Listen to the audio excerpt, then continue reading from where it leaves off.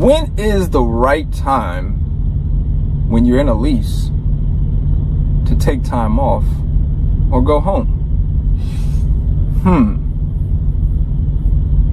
I'll give you that answer. Coming up next.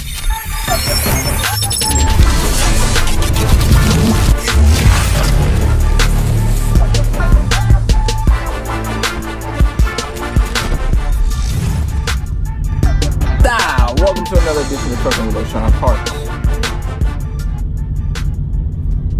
Dropping elbows, man. I am, man. Y'all see me in the same outfit probably in like the last, it's probably gonna be like 4 videos, because I'm sitting here at the shipper and the load is not ready. So I figured no better time than now to batch quite a few videos. Okay, so accept my attire for what's probably going to be about 3-4 weeks worth of videos. Okay, please do. Okay, I did just throw this on and record this video.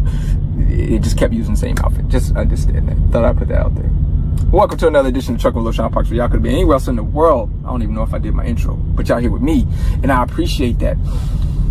So you want to know, when can you go home, or how do you handle home time when you're leasing? Because if you go home, well, the notion is that when you're leasing, it keeps you on the road, okay? Or it keeps you in what we're gonna quote unquote debt. And y'all seen, if you haven't seen the video, is there really debt in leasing? There's really none, okay? There's no debt in leasing, particularly when you're in a situation where it is a walkaway, which majority, if not all, of lease programs, whether it's leasing, lease purchase, it's pretty much all walkaway. It is, okay? It is. The only time it's not a walkaway situation is if you are purchasing. At that point in time, it's not a lease. That's a purchase, okay? That means some bank is financially backing that loan, and it turns into repossession, and things like that go on your credit, and that's acquiring debt, okay? Because a bank has loaned you $70, $80, $90, $100,000 to get this truck, and that's a debt, okay? But leasing is no debt, okay? Especially when it's a walkaway. There's no financing to it. Once again, another video that I put out where I said there's different types of leasing, 3 different types of leasing. You may have the one where you're putting down money on it, but technically you're not getting, no bank is financing that. You're just leasing it, but you put money down on it so that you wouldn't have a balloon payment at the end of it, okay? That pretty much explains that in a nutshell. But the best time to go home, okay, so that you're not in the hole, you don't got to come back out in the negative, or you just don't feel like you're behind, or like you got to work 2 weeks before you finally start to see some more money. There's a pretty simple strategy to this, and that is, don't take home time until you have been out here and saved up enough money to where however long you want to go home for, could be 3, 4, 5, 7 days, whatever, okay? But to where you have enough money saved up that you have enough to make your truck payment, and it won't hurt you. So when you come back out, it's basically like you're starting on a fresh slate. So then you can make money, okay? And that you're not working from negative, okay? Or negative balance, if you will. This formula is very simple. You save up some money. For instance, if you know that your truck payment is $600, $700 a week, how much do I need to put back in order for me to take my home time?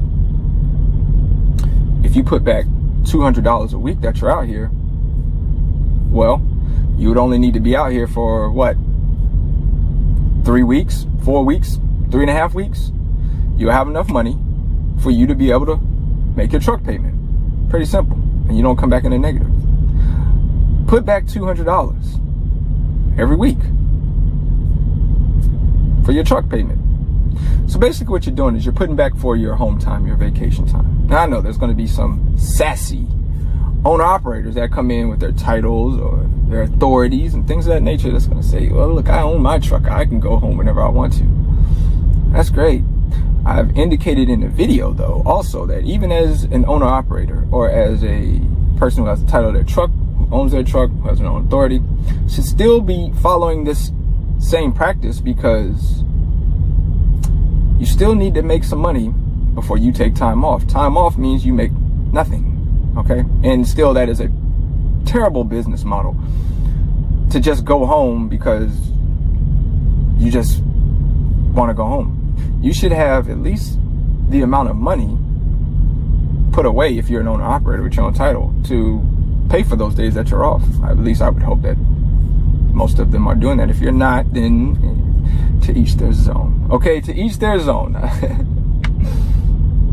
But for leasing, which that's what my channel is about, is to try to educate those that want to do leasing to be successful in it. This is something that y'all should do.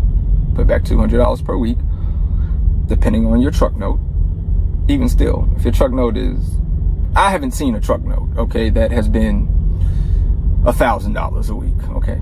As much as we hear people talk on the YouTube and on the internet about $1,000 truck payments, there's no truth in that, okay? In that $1,000 payment, for instance, like people have so various said about Prime, is that you don't have the full information. That is not the truck payment. The truck payment is included in that, but we have to factor in the other things that make that total number what it is. That would include truck payment, which could be, if you got a newer truck, could be $800. If you got an older truck, it could be $600, $650. All right, but they're including in truck payment, APU, and your insurances, okay? Insurance would be bobtail, liability, cargo, all that stuff is going to fall under that insurance, which brings that number up to $1,000, $1,100, okay? This is what people are missing when they think that truck payments at these mega carriers are $1,000 a week. They're not understanding that it includes a lot of things in that number that just are not being spoken about, okay? That's pretty much what it boils down to. It's just not being spoken about. But that is a quick tip for those that want to know, when should I go home? When you have enough money saved up to cover your truck payment while you're home, so that it doesn't affect your money when you do come back out on the road. I hope that this was helpful to somebody. If you found this very, very informative, please do like, share, subscribe, hit the bell so you get notifications of more videos like this to come, okay? I'm really on this hashtag I ain't keeping it real thing, you know what I mean? I'm really on it. Like I'm really on it. I'm not keeping it real. I don't give out real information. I don't give the truth. Look, I can't stop laughing. But anyway, here it is, man. These like 4 videos. I'm gonna give y'all a couple of tips, man, to help you guys succeed in your lease. Because it's not hard, man. It is all up to you. It is a mental thing. You have to work. Okay, it's not gonna be easy. It's not gonna be handed to you. If you ain't stashing back or you ain't doing it right, then yes, leasing will hurt you. Okay, but it's not something that is not doable. Okay, and still being able to turn a profit. Okay, listen, y'all don't do nothing I wouldn't do. Like being safe, and there's always winners focus on winning, and losers focus on winners, and we winning all day right here. Check on Loshawnparks. I think I got one more video in this attire for the day to give to y'all. Salute.